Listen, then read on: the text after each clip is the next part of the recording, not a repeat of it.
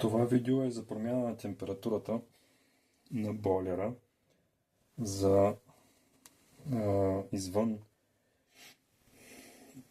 времевата граница, която се нагрява с таймерите. Това е най-лесното нещо. Просто натискаш стрелката нагоре на основния екран. Ето е стрелката нагоре с едно натискане и показва в момента каква е настройката. Виждам L настройка температура. В момента тя е 40 градуса и с стрелката нагоре всяко едно натискане се променя с 1 градус. При натискане и задържане започва да се променя бързо. При натискане надолу се променя температурата надолу.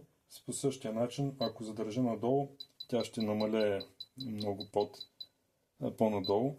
Температурата на бойлера може да бъде регулирана нормално.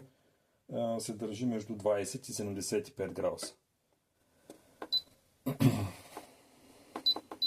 Ето сега в момента е настроена на 20 градуса. За да настроя, натискам Enter. И това потвърждава. И се връщаме на основния екран. Между другото, дори ако натиснеш Enter, ако просто изчакаш между 3 до 5 секунди, температурата ако я промениш, се запазва. Но по-сигурно е да се натисне Enter. В момента я сложих на 25 градуса, след което се върне пак на основния екран. Можем да видим, че тя е запазена на 25 градуса. Връщаме на 40 градуса, за да може да загрее до 40 градуса. Изчаквам и оставям.